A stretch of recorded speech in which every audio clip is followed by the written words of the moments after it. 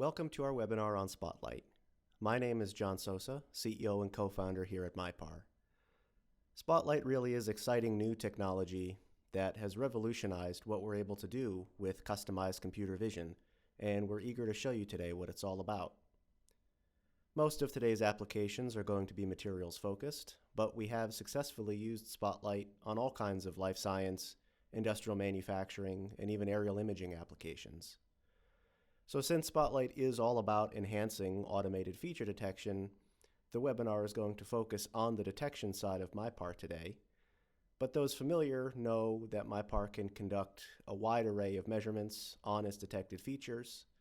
While our website is a great resource for learning more about the types of analyses possible, feel free to ask any questions you may have today about the types of analysis possible on the detection that you're about to see.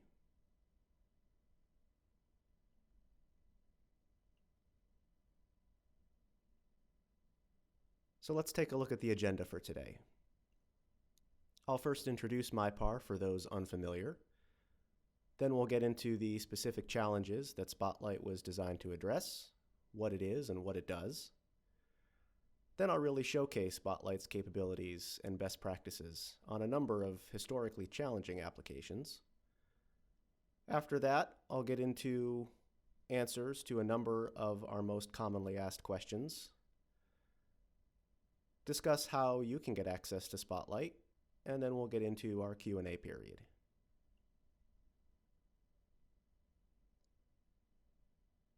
So let's start with a brief introduction to the MIPAR organization. As many of you know, it began as a project out of a university materials department. It was and is continued to be developed by those that use it almost every day.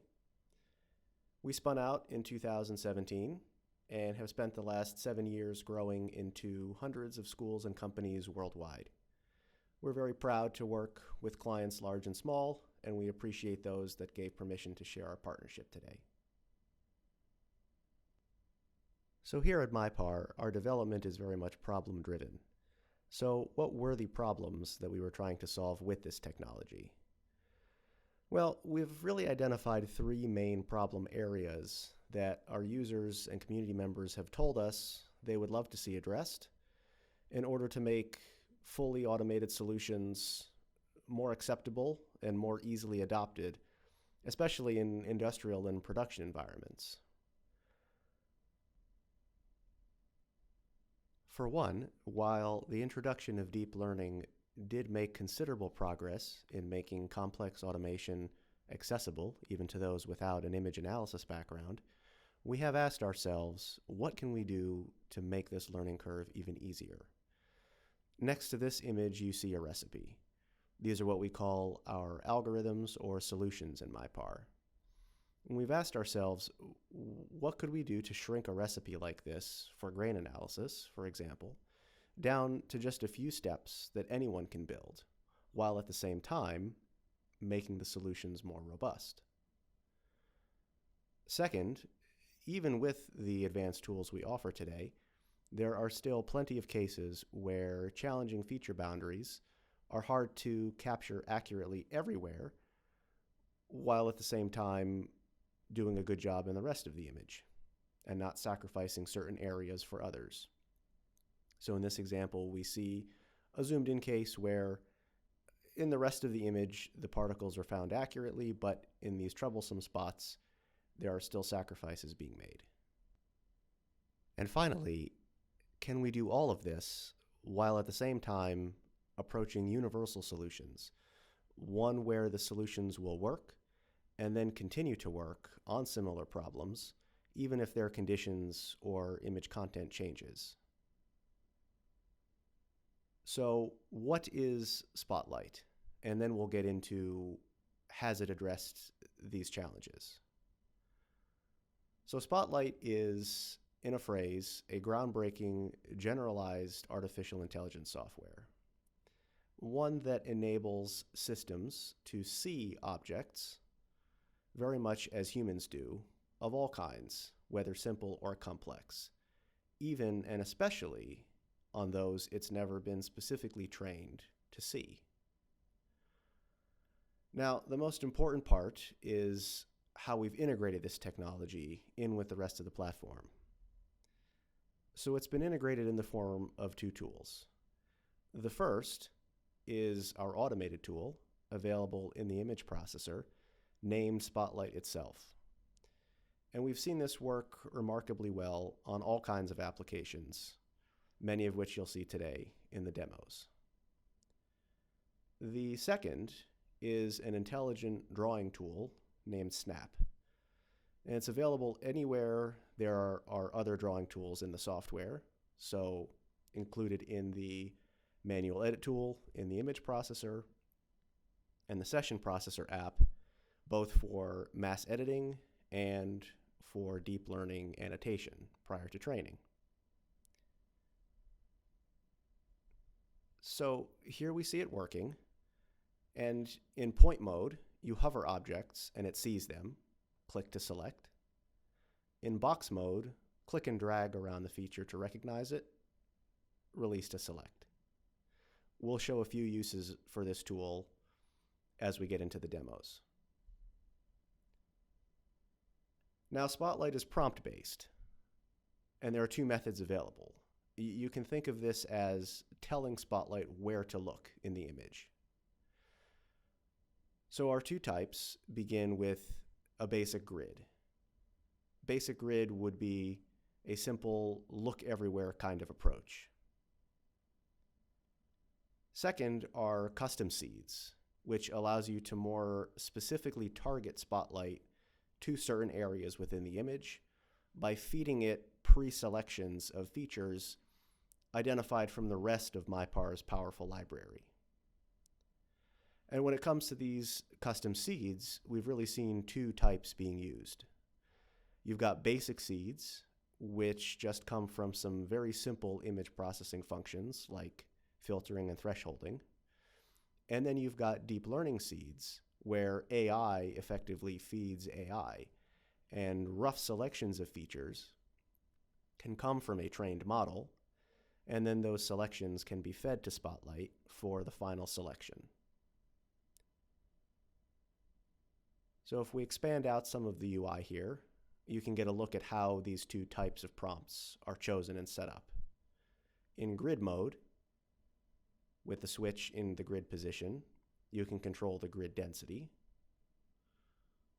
And in custom mode, those controls change to the selection of the prompt mode, where seed features can either be fed to Spotlight by feeding their center positions, by feeding multiple points within their different areas, or by feeding bounding boxes around the features to prompt Spotlight.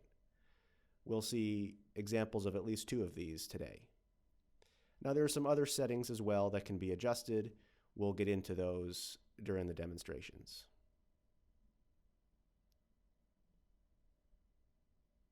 So we're going to review all three of these different prompting or seeding approaches by looking at several different real-world applications.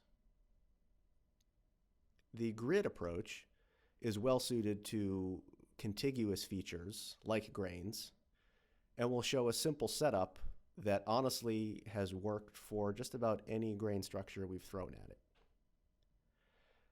Now, grid can also work well for isolated feature types, like particles or secondary phases, but I'll show several cases where just some very simple custom seeds can produce highly accurate and efficient Spotlight solutions. And then your really challenging problems are great candidates for deep learning-based seeding. So we'll use some shape difference or texture-based segmentation, as well as complex layer thickness problems to showcase this seeding approach.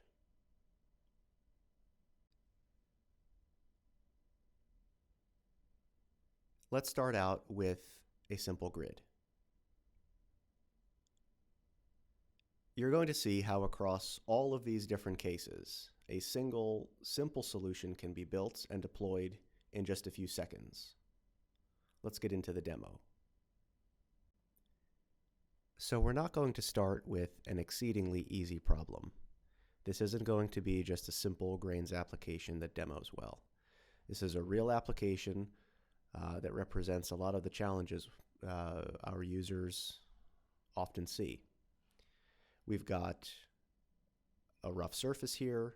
We've got facets on some of the features. We've got a mixture of coarse and very fine features. This image here is open in the image processor. It's one of MIPAR's main applications. If you're unfamiliar, it's where individual images are analyzed. It's where recipes are run on those single images, and it's where recipes are created as well.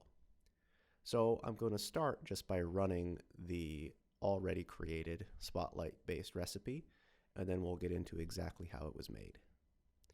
I'm just going to drag and drop the recipe file.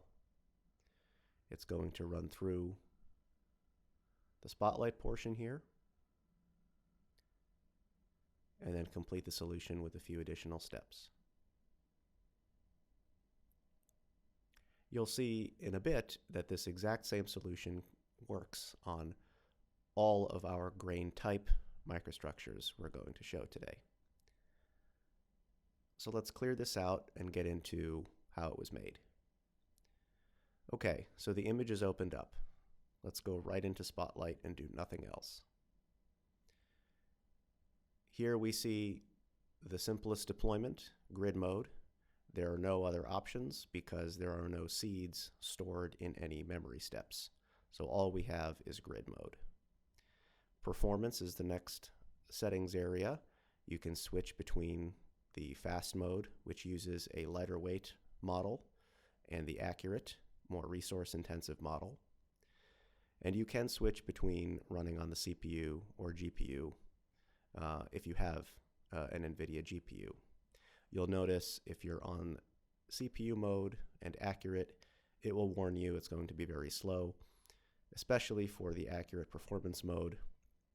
An NVIDIA GPU is strongly recommended. We can play with the density, up or down, to control the number of grid points. You'll want to choose one that's representative of the feature scale somewhat, but as you'll see, each feature can be prompted many more times than once. The Spotlight is somewhat self-correcting, so as it looks at each of these prompts, it oftentimes does a better job the deeper into a feature it gets, and overwrites another prompt's selection. So it's not too particular about whether your density is something like this or like this. It generally will work in either case, which speaks to how consistent it can be as feature resolution, magnification, and size change. So I'm going to pick 30 for this one. We're going to use the default scale and score filter. Other applications will help me better explain what these two settings do. All I'm going to do is click perform. It goes through now, and it's analyzing the image at each one of the prompt points. And there is its selection, shown in outline mode. Switch over to labels to get a view of the individual features, just randomly colored to indicate they're being separate. So in one click, we've done 95% of the work, something that would have taken substantially more time and experience to do any other way. Now, if you go into overlay mode, you'll see there are some missing features. So now I'll show a simple sequence that you can tack on to Spotlight that can fill in those missing features and end up with a few-step solution that has worked for just about any grain structure we've thrown at it. So let's accept the Spotlight step and now go into adding those missing features. Switch the color here. So what I will first do is store this image in our companion slot. If you're unfamiliar with building recipes, briefly, that's just one of our 7 total memory slots, which can be used to perform operations between different images. In this case, we want to preserve this selection, and then we want to add something to it, which will be the missing features. So I'm going to store this image in the companion slot, which will let me combine it with another image in just a moment. So then what I'm going to do is I'm going to invert the selection so that I have everything else. And if we take the opacity up a bit,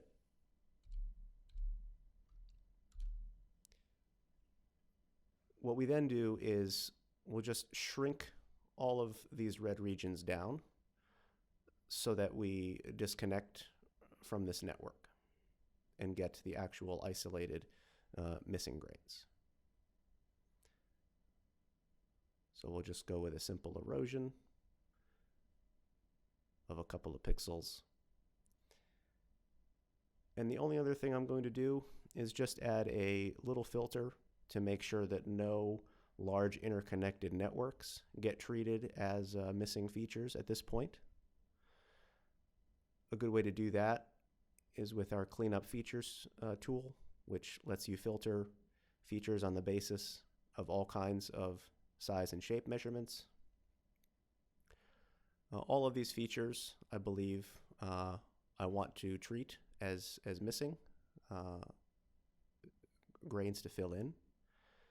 So the roughness metric could catch, large spiderweb shaped networks that might still remain and eliminate those. If I click on a few objects and see what their roughness is, that would probably actually be one that I would want to avoid. I'm going to set this at 2.5. That tends to be a good threshold for separating very abstract multi-armed features from smoother, rounder ones. So I'm going to keep features below that level, and that just, again, helps filter out some unwanted interconnected networks from being treated as missing grains. So now I have that. I'm just going to add these back to this state and fill in the gaps. We're just going to add a union math step. This will add this current selection to the most recent companion image, which is this.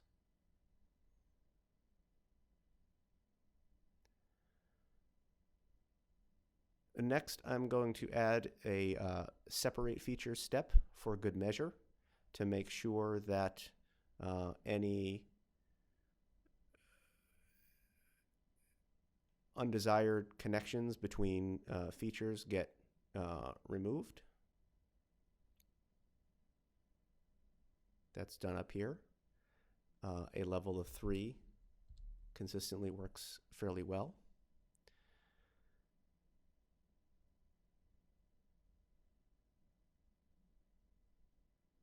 And lastly, I'm just going to remove some very small artifact features so that they don't get turned into final grains.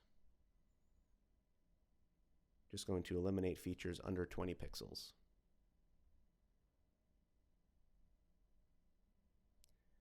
The last thing I will do, it's best seen in overlay mode, is just expand all features until there's only 1 pixel in between all of them. This is done with our clean boundary step. And that's all. We can view this in labels mode.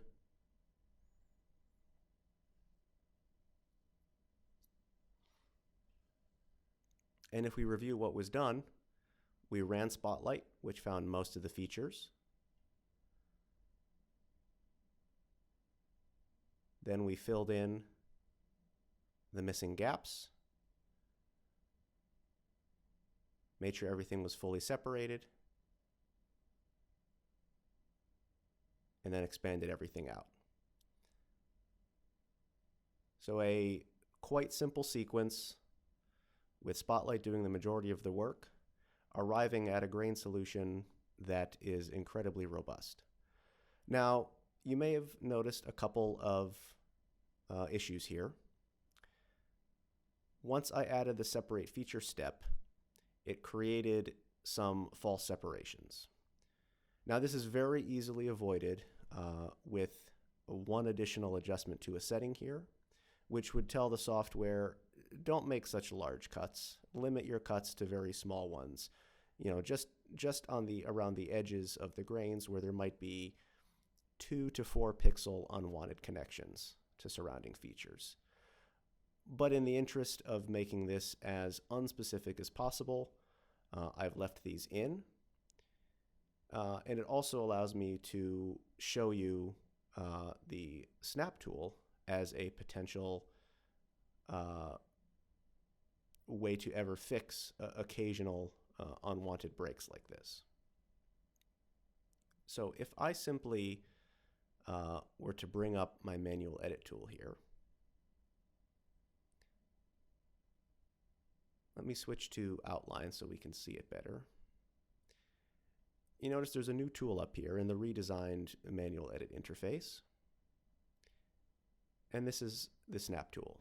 So you click it and you now have fast and accurate modes and your switch between point and box. If I just bring my cursor down here, it starts to select features. This is not based on the red outline. I can hide this. This is actually just selecting features from the from the raw image as I hover my mouse. Now this gives me a quick opportunity to show you and explain the feature scale metric. So if I found a feature like this up here, put my cursor over it, on a feature scale of 1, it's almost certainly going to select this small feature sitting on top of these larger ones.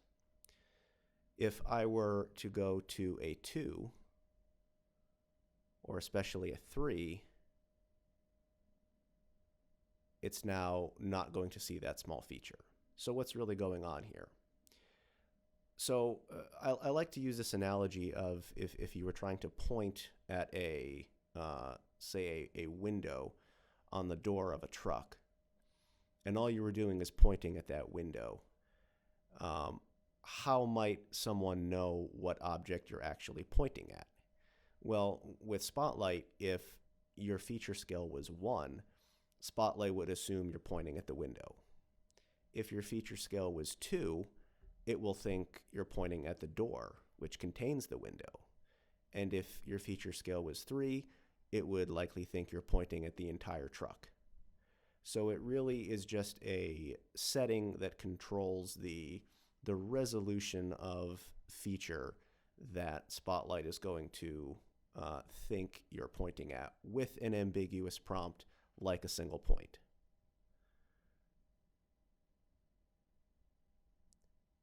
Auto attempts to automatically determine which scale to use at each point by measuring using an estimate of the accuracy of the resulting selection and choosing the scale which produces the most accurate selection score or the highest selection score at each point. So if I go to auto, it will use 1s when it thinks it needs to use 1s, and it will use 2s or 3s where it thinks it needs to use 2s or 3s. Now box mode tends to always work best in auto, though you can still adjust it if needed. And here we're not going to give it ambiguous point prompts. We are going to just click and drag a box roughly around the feature of interest.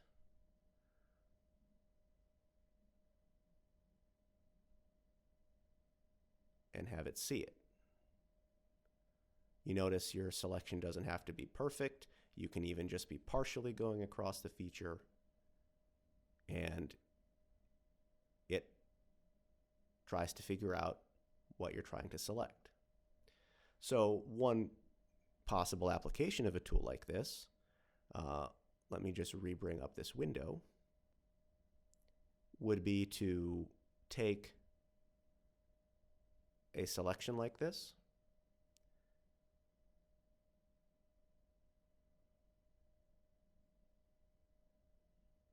and just fix it.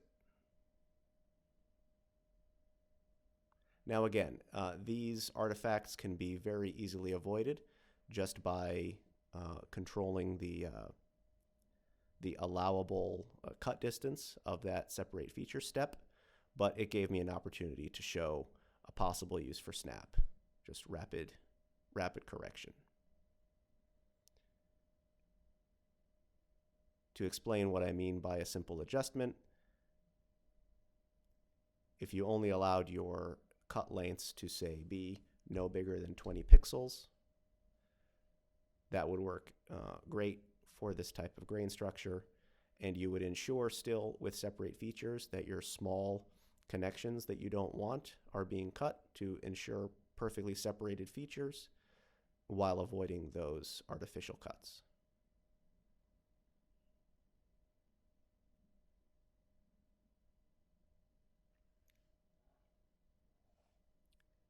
So this same solution now is going to be run on a number of different applications. Let's take a look.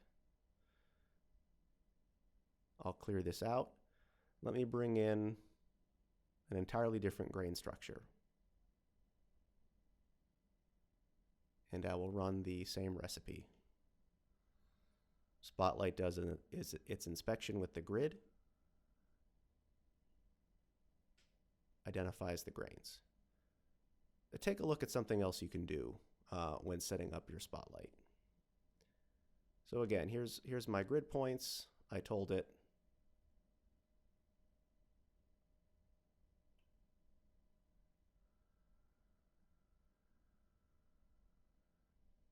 find the features. It finds the features. Now there's a live preview mode that allows you to actually see it working as it goes. So if I turn this on and update, you can see it march down the prompts and fill in the features as it goes. This gives you an idea of what it's actually doing at each point and can help show that self-correcting nature I mentioned before. It's also a great way to test some adjustments to settings. If you're playing with the scale or you're playing with the score filter, you can quickly make adjustments and see how that impacts.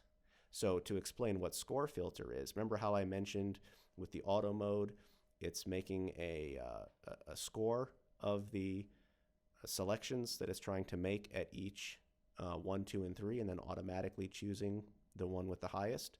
That is this score filter that it's using. So the higher the filter, the more stringent it will be in making its selections. So generally, the fewer features will get selected, the higher you move this score filter.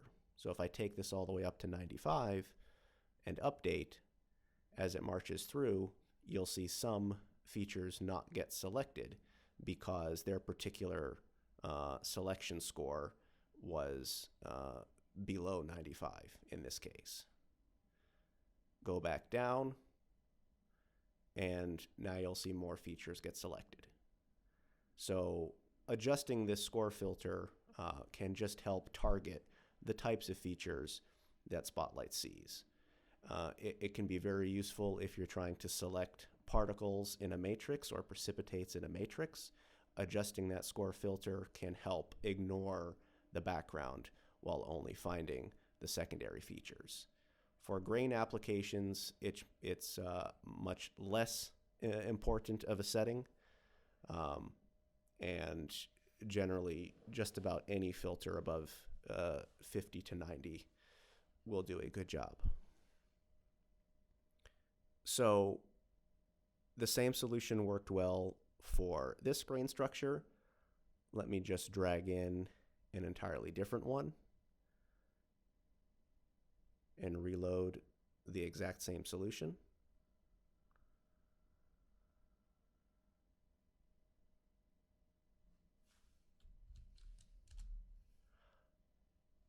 I will even drag in a lightly twinned grain structure with, as you can see, some twinning in the interiors. The boundaries are not perfectly captured. We'll run the exact same recipe.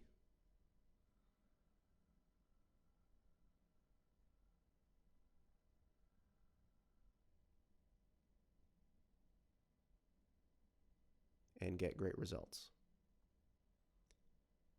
I can even run the exact same solution on a challenging muscle fiber cross-section in life science. It's close enough to a grain structure. It's got cells you want to separate from other cells, very similar to a grain structure. This took quite a bit of doing to get a reasonable solution, even with deep learning. With Spotlight, we'll use the exact same settings.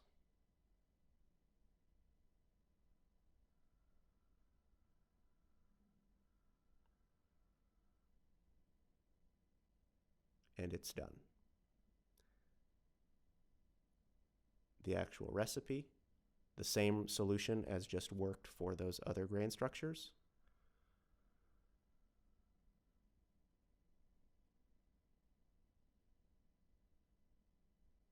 Does a great job with this one.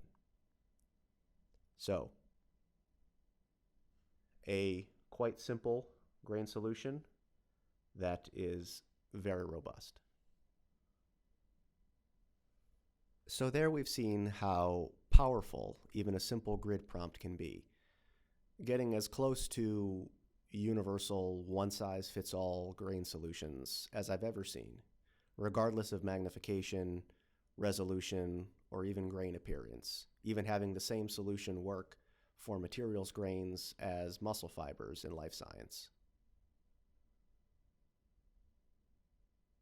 Now let's move on to basic custom seeds.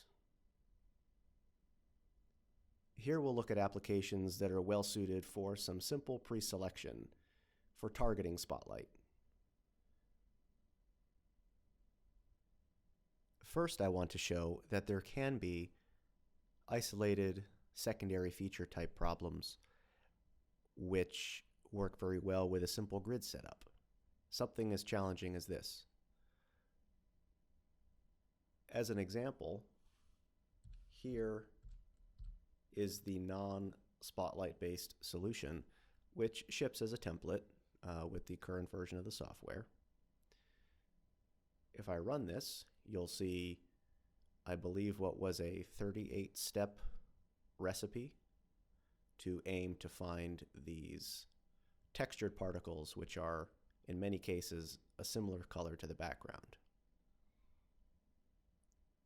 So there is the result after 38 steps, and it's even missing a couple. Not a bad solution. With Spotlight, we can take one single step with a density that hits most of the particles, take that up to 90 and go.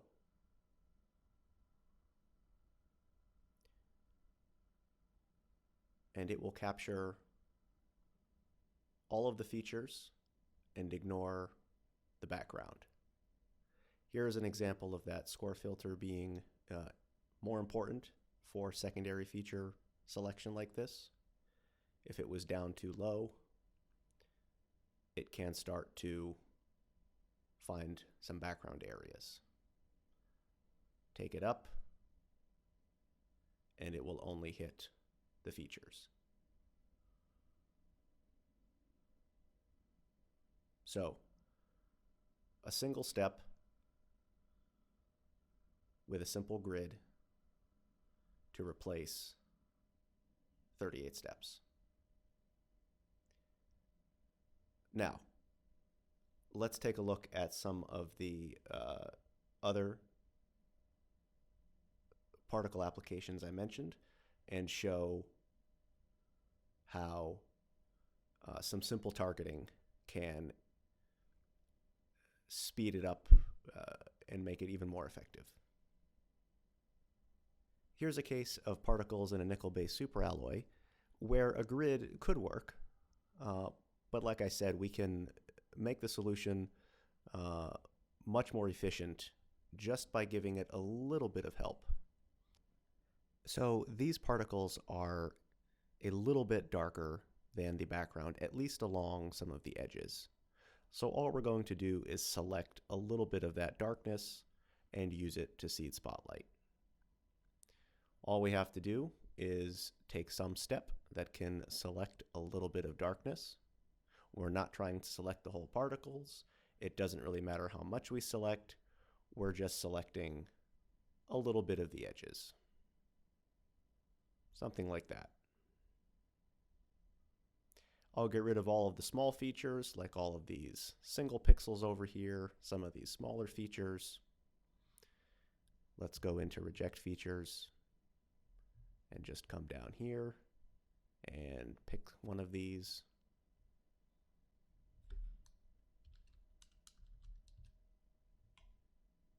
We'll eliminate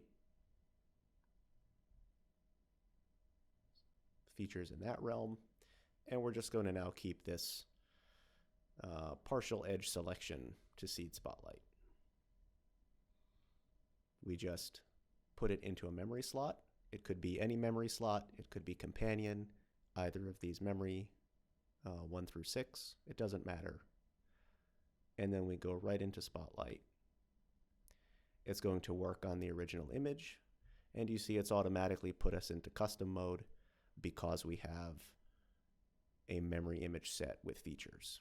We can switch back to grid and get all the same grid controls, but in custom we can choose the memory image that the seeds are coming from. There's only one available. And now here I showed, here are the different prompt modes within custom. You can use the centers of all of the red objects. You could use their bounding boxes and control the dilation of those boxes. This is a useful mode for some applications where you really need a targeted direction to spotlight. But in this case, we're just going to simply use the centers of the red features as the seeds. It runs spotlight at each one and fills in all the particles. Here we could see a need to possibly raise the score filter a bit and avoid some of these unwanted features.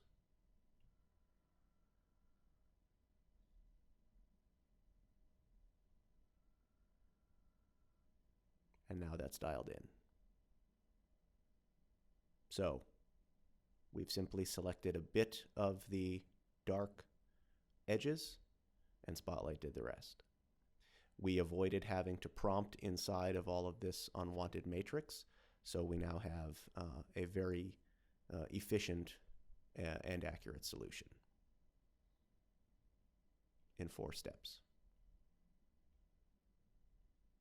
Another application where we can use basic custom seeding is in a case like this, where we just want to use a grid prompt, but we want to avoid having the grid points fall in the dark area.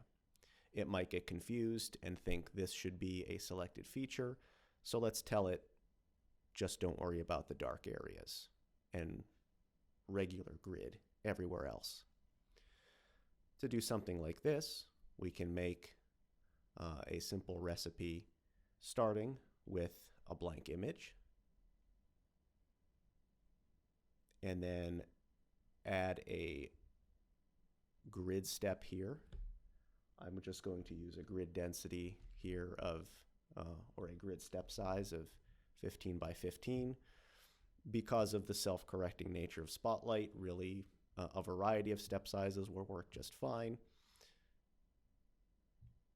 Here we can see the density we're laying down, plenty of points.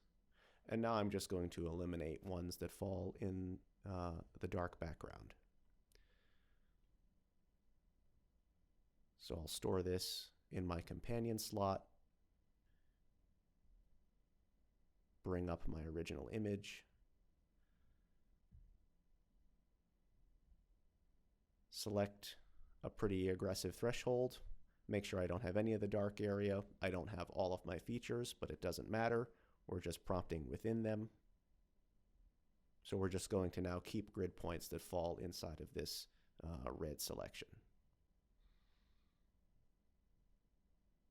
So if I now intersect under math, that will intersect this selection with my grid points.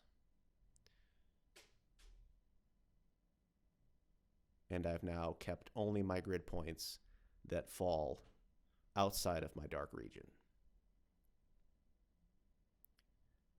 I'll toss this into the companion slot, open up Spotlight,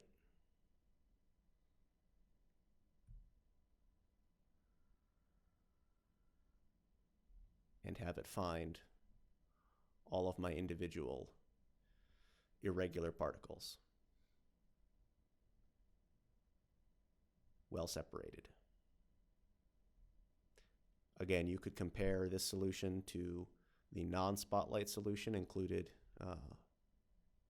in the recipe templates and see the significantly improved simplicity and effectiveness. So let me quickly save this solution.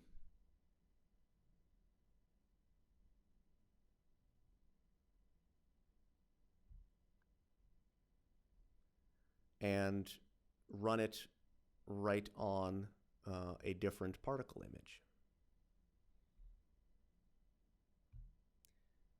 Similar idea, different particle morphology, but it doesn't matter. We're just targeting the particles not in the dark, and there we go. And this is a good opportunity to point out this type of accurate edge precision. Remember this example we showed in the slides.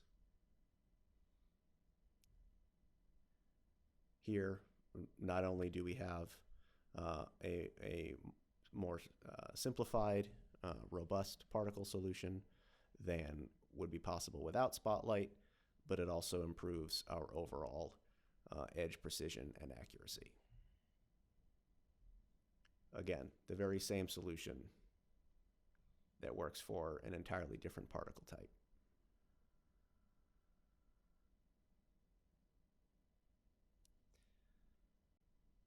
So there we saw several applications where just some simple custom seeds can really help refine Spotlight and get the most efficiency out of it.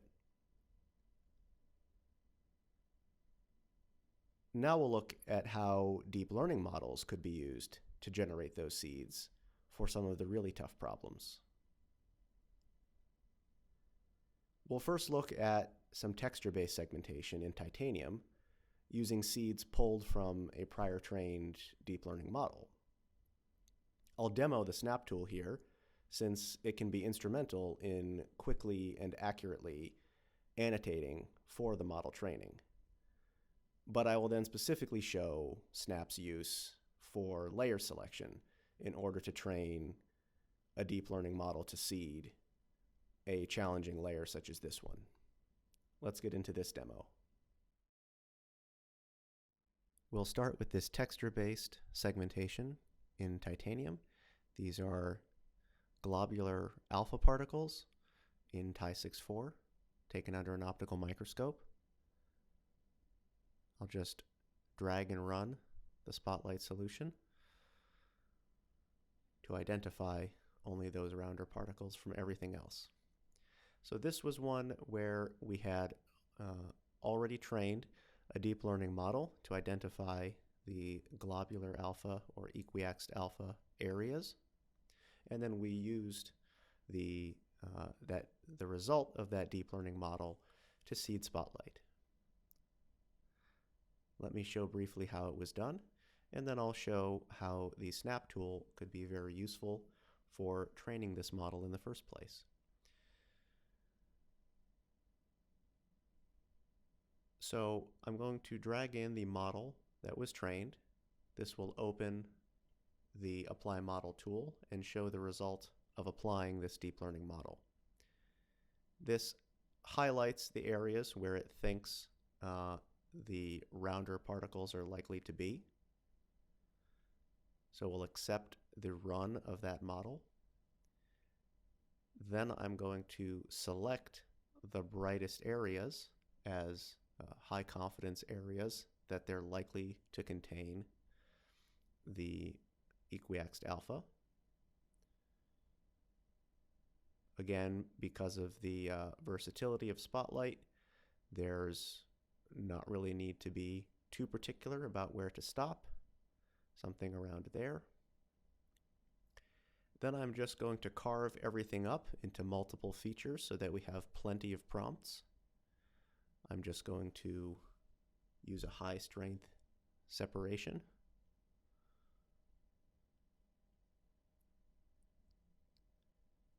Get rid of a little bit of small noise and use this to prompt Spotlight.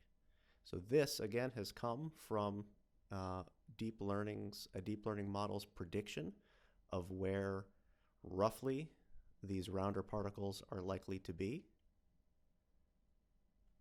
We'll stick that approximation in our companion slot, open up Spotlight,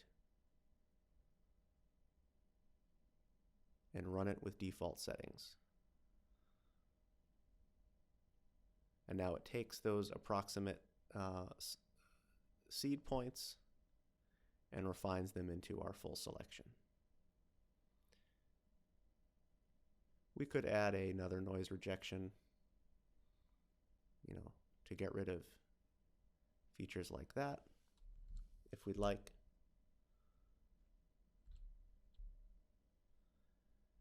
And now this deep learning based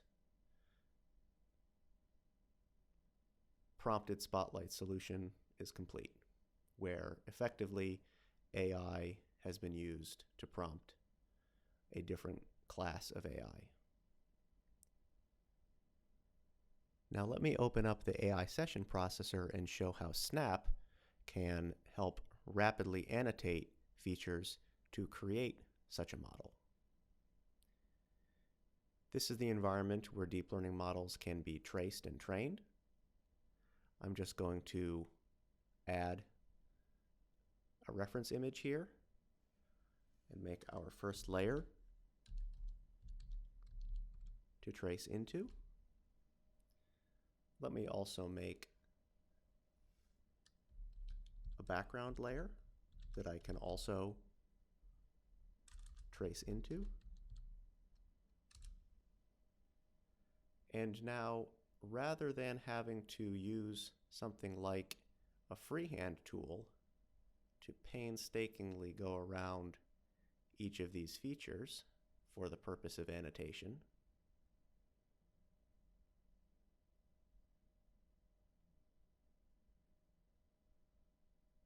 I can use Snap in point mode and just click around.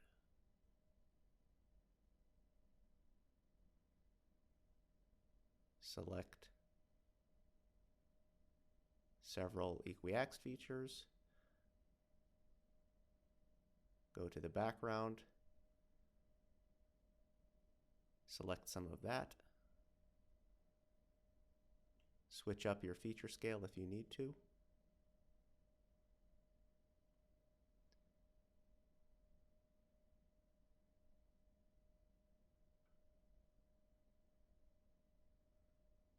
And now you have quickly made an annotation set which you could use to train the model. Not only is it fast, but the pixel level precision that we see from using snap-based annotations have produced some of the highest quality deep learning models that I've seen. Now, this other application I mentioned would also benefit from deep learning seeding. It's our layer thickness example, and here we could also use Snap for very accelerated and precise annotation. Let me make just a few layers.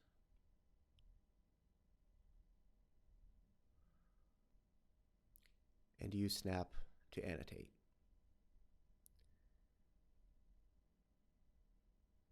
We'll go top down. We'll select the top layer, which includes the middle, but as the layers stack, the second layer will overwrite any common selection from the first. So here we should go down to feature scale 1 so that we can just select that layer. And third, we'll select the bottom. So there we've very quickly and precisely traced 3 layers. We can train the model and then use the deep learning prediction for the green layer to seed Spotlight if needed, if the model on its own is insufficient. So in those cases, we saw where AI feeding AI was the way to go, with deep learning models being used to generate seeds to prompt Spotlight with.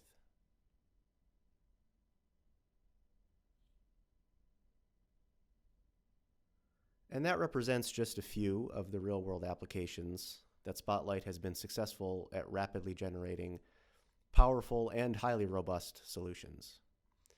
Contiguous features like grains are well suited for a look everywhere kind of approach with a simple grid.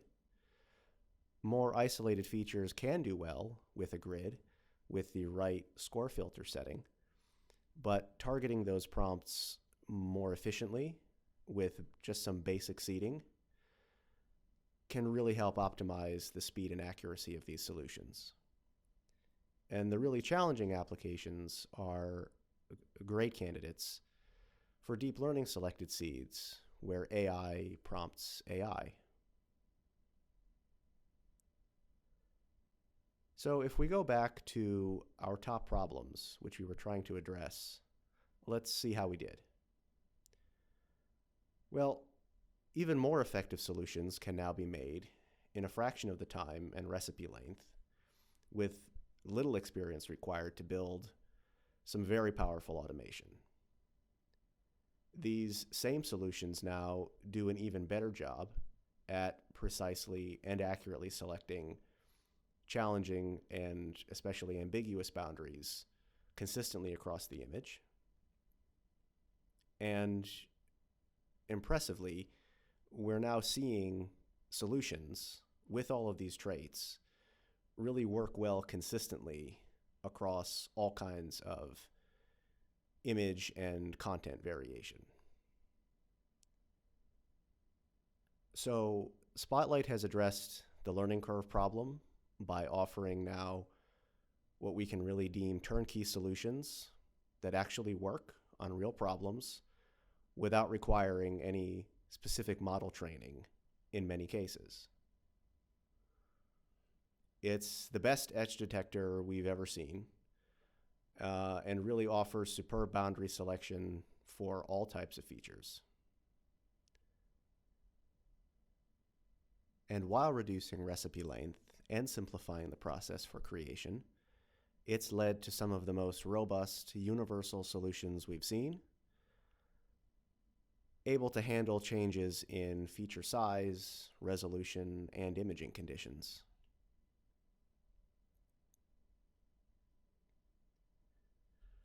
So now I wanted to take the time to address some of the most common questions we've received and provide information as to how you can access Spotlight. So does it only work on certain applications? We've been asked this quite a bit. I think you've seen from today, the answer is no. It's very versatile. The flexibility to use either a grid or custom seeding, especially along with the ability to integrate Spotlight's detection with the rest of MIPAR and add some other simple refinement and cleanup steps after it, really opens up a nearly limitless array of solutions. Does it run in the cloud? No, it does not. Everything is completely local to your machine. No images, measurements, or user data ever go anywhere. It's all local on your system. Now, what does my system need? So an NVIDIA GPU is strongly recommended for use with Spotlight. The fast mode has shown to be practical on some CPUs, both in the Spotlight tool and in Snap, but an NVIDIA GPU makes a substantial difference when using this tool, so we strongly recommend systems that want to use Spotlight have an NVIDIA card. More information on the specifics as to the RAM recommendations and some different model recommendations can be found through our user manual under the System Requirements page of the Spotlight section. And how do I get access? Well, Spotlight is available as an extension, similar to our deep learning and report generator extensions. Recipes which have a Spotlight step in them will require the extension in order to run. So where to go from here? Well, our Spotlight webpage is a great resource to learn more. When you're there, from the top bar, User Resources, User Manual will take you to our full documentation, and there's a Spotlight section in there for all technical info, full system requirements, and for help using our software tools. To try it for yourself, either from the button on the Spotlight page or right from MIPAR.us Spotlight-trial, register for a trial, and one of our team members will get you set up. So I'd like to thank you all for your time and attention today. We're very excited by the introduction and integration of this technology into our product, and we look forward to your feedback and seeing how you put it to use. Do give it a try, and we look forward to working with you. Thank you all very much.